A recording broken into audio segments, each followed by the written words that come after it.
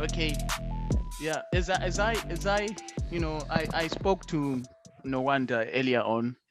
You know, we discussed a lot of things. Like I said, I was really inspired by what she highlighted to me. So before we go further, I would just like to just for formalities to speak about how who we are as House of Africa. The reason why we formed this organization. The main reason is because we realized that in the BAM, is it British and Asian minority ethnic, there are not a lot of leaders in influential positions and stuff. So we decided to come up with this organization so we could turn these followers into leaders and agents of change and occupy that space, because we know that for a community to realize a meaningful progress, we have to work together, collaborate, and also our people to occupy that space. you know so here we are, challenging that status quo to say, let's give these people a platform. So that's the reason why we formed this organization. And uh, you know as you can see, around the world, this is the main topic where people talk about black people, this and that. And so I think we're doing, heading in the right direction, trying to empower one another, um, you know make a lot of impact in our communities. So as we started our journey, something hit us, and it hit the whole world, which is COVID-19. you know and for me personally, I learned that we need each other as a world, and that we are stronger together. And that's why we decided to say, as people that are advocating for leadership, knowing that leaders secure the future of the people, we felt like we also had to do something about it. And then so we connected with other organizations like all awards for all, that is the national lottery. So we join hands with them, to do these projects and stuff on their behalf, and making a lot of impact in the communities, turning all these negative into positive, because a lot of people lost their loved ones, lost jobs, anxiety, a lot of things, because we're not used to this, you know. So yeah, so I heard about you, and I spoke to you. You told me, your journey, and we would like to know, what was your, experience, the challenges, Mm. and also the positive things that came out during this, pandemic. Mm. I think one of my biggest challenges was essentially growing up quite early, or growing up quickly, or taking responsibility. Essentially, I was just a normal, ordinary student who went to school, came back home. I didn't have to think about looking after anyone but myself, except during the time when my aunt had a stroke. So that's the first time I took responsibility, looking after her, making sure she's taking her medication. And essentially, when you want to study medicine, that's a role that you automatically take anyway. Mm-hmm. Mm-hmm. But it really hit me when my mum was sick, because my mum is a lone parent, and she is like the breadwinner of the house. She makes sure that I have everything. And, seeing her at a low point made me also feel at a low point as well, because you hear stories of children losing parents, and Mm. it Because scared of me. COVID-19, Yeah, yes. because of COVID-19, exactly. So I got really scared. And my mom is a very strong woman. She doesn't like to put herself in a position of you doing things for her. But during because she had COVID-19, she was so vulnerable. So a lot of things that she would do, I now had to do. When it came to money and stuff for the house, I tried to apply for like jobs, but obviously it's quite difficult to apply for jobs, and everybody's losing jobs when people are trying to apply for jobs. So that was one thing that I struggled with. as well as that, also mental health, because you're always in the house by yourself. You didn't have a lot of communication. Like, I had a friend that I hadn't seen in over a year, and the only time I saw her when I came to uni. So, not being around people was one challenge as well, was one really big challenge. And it made me realize just how much you need people and how much having someone to communicate with every day is so important. But I'd say the best outcome has been the growth I've had for myself. I've seen that I can cope under pressure. I can work well under strenuous circumstances. So it's made me realize my strengths and my weaknesses. So coming to university, I've been able to look after myself more independently. I've learned how to, money budget, because at home we had to budget certain things. Like we could afford, but we couldn't essentially like splurge on unnecessary things. So coming to uni, I've learned that I had to budget. I've had to, look after myself the same way I looked after my mum. So it was essentially growing up, but growing up for something better, basically. So when you're doing your studies and your mom was not, feeling well and everybody was worried. So how were you juggling things between the studies and looking after your mom, knowing that she was a breadwinner and she couldn't do anything for herself anymore? And this was COVID-19 and a lot of people were dying. Like you were saying that, a lot was going through your mind because, some people lost their parents and stuff. It could have happened to you. When it came to studies, well, it was quite confusing because I remember at school, I was in year 13. So my exams were starting in June. So when I left school end of March, and that time I was still looking after my auntie. So I was trying to balance looking after my auntie and work and studying. It was quite difficult, you could say, because you try and give yourself 2 hours to study, but then you also have to remember that you have to cook, you have to clean, you have to make sure that she's, she's prepared as well. But when I finally came back home, the government had said we're not writing exams. So essentially, when they said we're not writing exams, I stopped studying. So when it now came to looking after my mom, my main goal was to make sure that everything in the house was organized. So instead of focusing more on myself, I was focusing more on the roles that my mum did. So making sure that the house is well, bills are paid and stuff like that. So that's what I had to take on more. It became a bit difficult towards the end when now I had university, I had to prepare for uni, I had to, do all these application forms for uni, because essentially when you study medicine, you have to, go and get your vaccines done and all of these things. It became quite difficult closer to university because I was now going back to school and I was now preparing to be in an environment of school. So in halfway through, around like maybe June, July, was quite okay, but towards August, September, that's when it became a little bit harder because but luckily my mum was recovering, so that was the great part.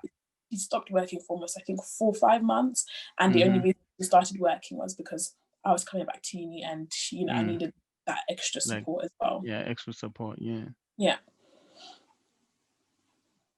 And then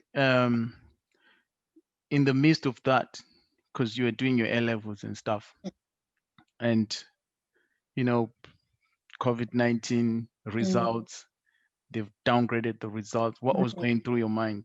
Because that was another thing. Your mom is not feeling well, trying to recuperate, and then it was drama about the results. It was the most How did you stressful handle that time of my life. I have never felt stressed in one day. And the thing is, because you're not writing exams, so essentially your grades are being predicted by your teachers, and many students will tell you that throughout the year you don't really tend to do well, but when it comes to exam time you tend to focus and put all your energy. So when I got my results, it was such a hectic day. It was very stressful because essentially when I got my results, I was downgraded and I was so disappointed. I remember crying and I was just so upset. I was just like, this is not what I deserve. And I know that had someone given me the opportunity to write my exams, had the government maybe put a way that I could have written my exams, I know I would have done a lot better. But I had to learn that, 2020 was a year where you thought you had to let go. It made me realize that you won't always be in control in your life, and you won't always have a say, and you won't always be able to micromanage yourself.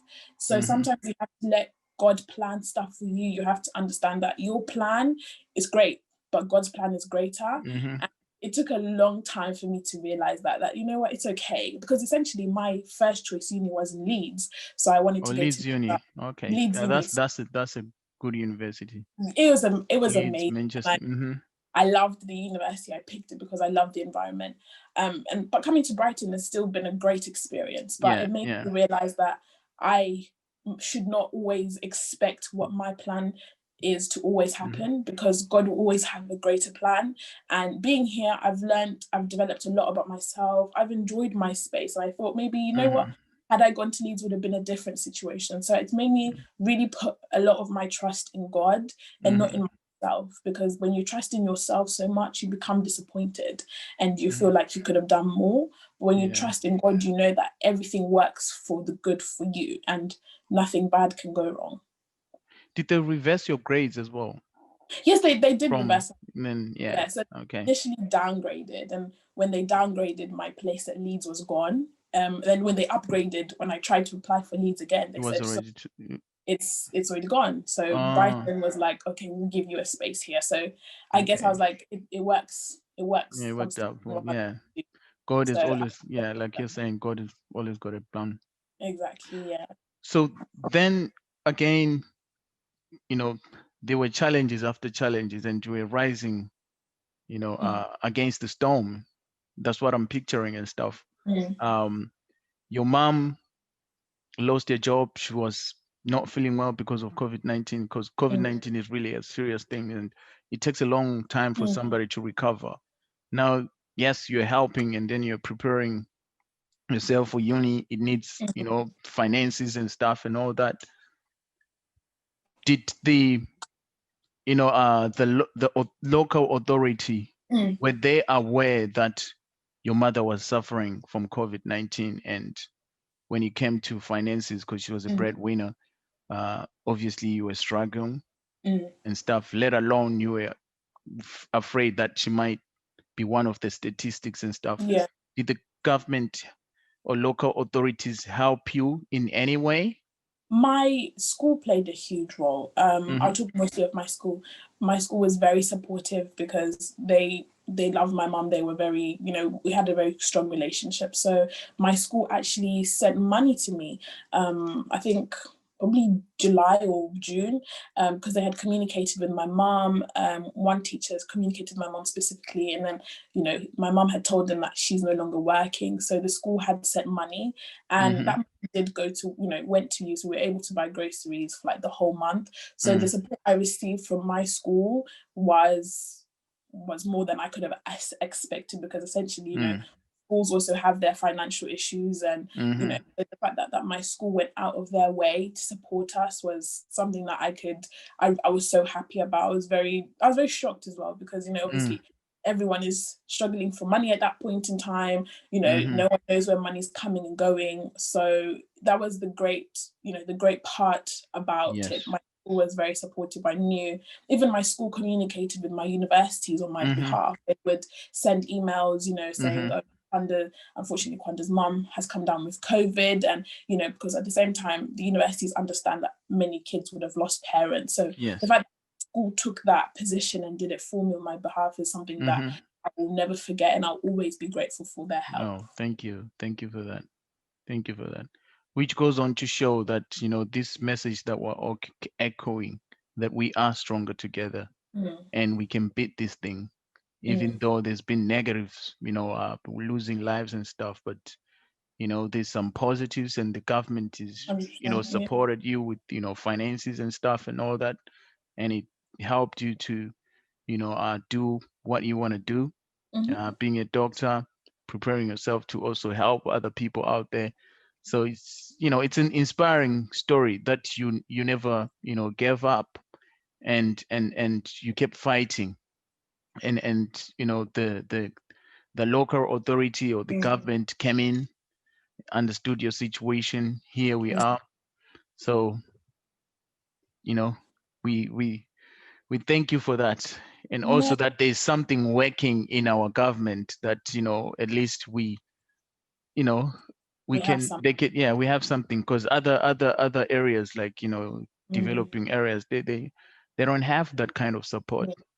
So, kudos to the government. Kudos to police and all of them. So yeah, beautiful. So guys, have you got anything to ask Nokwanda? Hi, Nokwanda. You're speaking to Juliet. For me, it's a breath of fresh air to see a young person like you having gone through all these challenges that you've faced. I can relate as a parent, as a lone parent. My daughter was 19 when I was going through when I had my brain surgery, and the going was very tough. She was just a baby, and 1 minute she had to take over everything because it's just me and her. We were still going through a lot of challenges, having lost her two brothers, her dad, and all that. So 1 minute she was going about shopping for this and shopping for that and talking about with her friends, bam, mom has a brain tumor, and she had to fill in those shoes. And she became my parent, so to speak. It was very challenging, but I didn't know how to comfort her. I needed to be well, but I was extremely unwell. In hospital for a long time. So I can relate to people who are going through COVID right now, and people who are similar to us, who are lone parents, and your baby becomes a parent to you. As a strong woman or a mother or any parent, you forget you are unwell. All you're thinking about, you're thinking about your child, that I do not want to be in this position. But like you rightfully say, that we don't choose. And I'm grateful that you have such a strong faith that has gotten you through.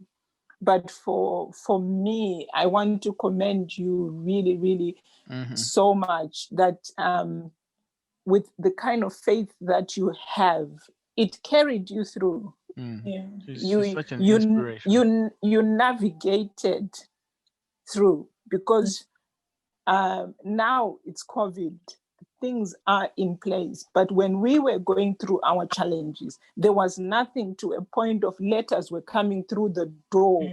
And I ended up saying to my child, do not open those letters. Don't open any of my mail, because I knew what was in the mails. That people were coming for me. I was being sued left, right, and center, to a point where we were going to be homeless. You see, so for you, and now what has been put in place by the government has really helped, because it's a challenging time that we are going through.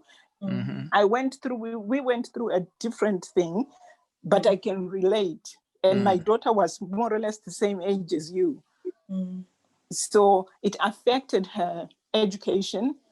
And I had to just tell her, just stop and breathe. Forget about education right now, because you nearly lost me. So her mental state was jeopardized. You see, so for you to come through that and still hold on to that thing that says, okay, I need to have my education, and to find that strength to look after auntie, to look after mom, and then also to say, okay, as an individual, I still also need my education. You really need to give yourself a pat on the back. Well done for doing that. And you show us that you are the leaders of tomorrow. You really are. And I am sure a lot of people, and especially young people, which is the group that we are really trying to reach. I hope they hear your story and let it inspire a lot of young people. Well done. Thank you. Thank you. Keep it up. Yeah. Yes, it's such an inspiration, and you She don't know how is. this thing is going to inspire a lot of people, She is. turning all the negative things into Yeah. a positive. So I see a leader Mm. in you, Thank you you. know. I during the time when Auntie was talking, it's as a child, you always look at your parent as like a breadwinner. I never thought that I would take on the role of being my mom. And I remember this one specific time she was really poorly, and I was like, let's go to the hospital. I'm gonna call an ambulance now. You need to go. And she was refusing. She was trying to be strong, so I stayed strong. And Yeah. understand when you're speaking and you're like, you wanted her to be, you wanted her to focus on her, but essentially she can't, because without you, she's no one. And that's what I had to think. Like, without my mom, where am I going to go? She is the only person I have. She's the only person who will look after me. And in the pain was growth, because I knew, I had to, it made me grow up a little bit more and understand just the importance of how much our parents actually play a huge role. You go from shopping one day to now, counting the coins at home to make sure that everything is set in place. So Yes. it's even though there was pain, there was a lot of growth for me, and I think for my mum as well. She was now able to rely on me, and she knows that I'm her number one supporter in everything. I'll always look after her. And it also made me realize just the importance of how valuable parents are and how much they do for us. Now that when you take on the role, it's a lot harder than it actually looks. When you, as a parent, when you're looking at your teenage child, when somebody's asking a simple question, so who's your next of kin, and you hear your teenage child saying me, your teenage child has now to make those difficult questions. She has to answer those difficult questions. Not many kids can come out of that okay. Not many.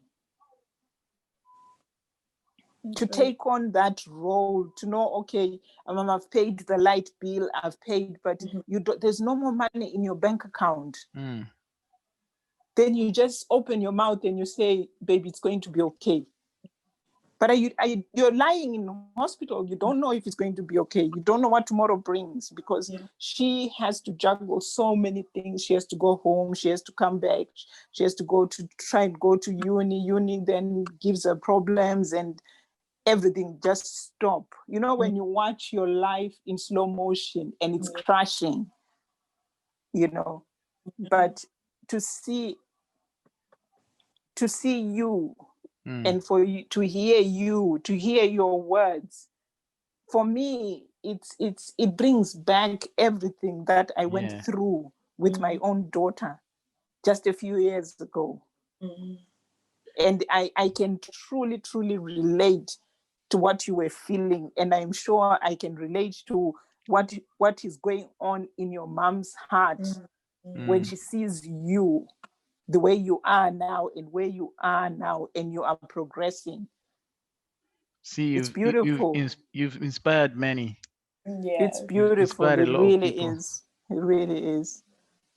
Thanks a million for that. And I wish you well. Thank you. Yeah. Future shows, talk shows that add value into people's lives. I think we need people like you. So we're gonna be pasting you, I love to share. so that people can cross the bridge as well. Yeah. So it's all about just being together.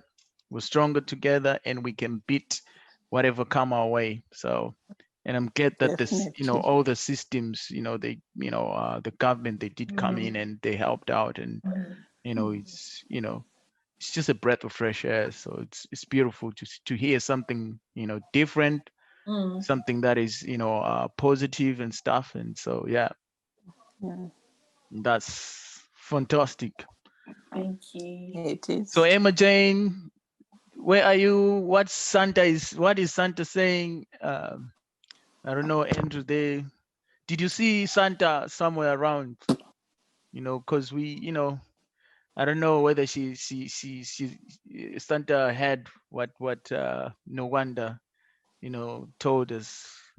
Santa is a woman this year. Yeah, he Santa is a man. I got it wrong. No, The way Santa is a Santa. Oh, Emma Santa Jane. Yeah. is a, this year. Santa is a Santa is woman. oh yes. Mm. Power to the women. You soldiers, you soldiered on. Mm. Is Emma Anyway, Jane's mic I on? think Jamie. Yeah, no, Emma Jane. She might be driving to work or something. Mm. Okay. Is there a chimney in your way? Maybe Santa can Yes, just there's slip in definitely. something. When are you going home for Christmas? Because mum is still working, so and I still have a bit of coursework to finish up, and I just want to do all of that at uni, and then I'll go home without anything to do. So around the 20th, I'll be going home. Okay. There's Emma Jane. I don't know whether she's able to talk. She's at work now. She's not even on audio. Okay, she can't talk. She's putting on Okay. a mask. Yeah. All right. Look after the people there. Mm. So yeah, so Santa would definitely visit you. Yeah, you've been such an inspiration, and we hope that people will learn, from What's you, on and your that we're Christmas gonna list? hear. What's on your Christmas list? On my Christmas list, it's a long list, but either a new laptop, an iPad, or camera, because I have my own YouTube channel, so I'm trying to grow that as well. Okay. There's a lot of things on my Christmas So list. you've got so that YouTube channel will inspire a lot of people. Yes. So try by all means to also, promote It's good. it. Nokwanda's channel. Thank you. What is it called? It's just my name, Nokwanza Mundoza. Nokwanda. Okay. So so the camera, what will the camera, because me, I'm not technical. So I What had do you I had a camera that I've been using, but as I'm trying to grow my channel a lot more, obviously quality and quantity work hand in hand. So the camera I have now is great, but I do want to improve and upgrade my system. But my camera is not as an important thing right now. I get a new laptop because I am trying to get into editing as well. Okay. So editing is one thing I also want to. It's like a little course that I'm also trying to apply for. So a laptop or an iPad for my editing, and yeah. Okay. Is there any what you call the iPad laptop model or that you prefer? Because there's different types out there. Not really. Santa, I don't know. You help Santa. I mean, Santa's listening. There's the great one that I know is a MacBook. I think Lenovo as well. Okay. Or Toshiba. Yeah. Between those three that I know are really good for editing as well. Or Lenovo MacBook. What was the other one? I think I said Toshiba, I think. Toshiba. Or Acer, yeah. Oh, okay. We Toshiba. We pronounce it in our vernacular. No. Don't pronounce. Don't speak don't speak English. Please speak English. Toshiba. No, it is well. Santa, was inspired. Honestly, because we're saying 30 minutes now. It's 40. 40 minutes. Thank you very much, Yes. Nokwanda. Thank you. Thank you so much. So And It's then been a there's pleasure talking to you. Yeah, the T-shirt is coming as well. We've got your address. The Stronger Together, T-shirt. It's gonna be this color. This is navy blue. It's a nice color. It's still a very good. So large, right? Yes, large. Large. Yeah. So it's coming. Thank you so much. Expect it next week. I think Tuesday, Wednesday, somewhere there. That's fine. That's absolutely right. Thank you so much for having me. Thank you so much. Thank you. Right. Good night. Thank you very much. Keep smiling. Heads up. It is well. Thank you. Ta-ra. Okay. Take care. Take care. We're done. This is beautiful. It is. This is beautiful. It is. And the government came through as well. So it's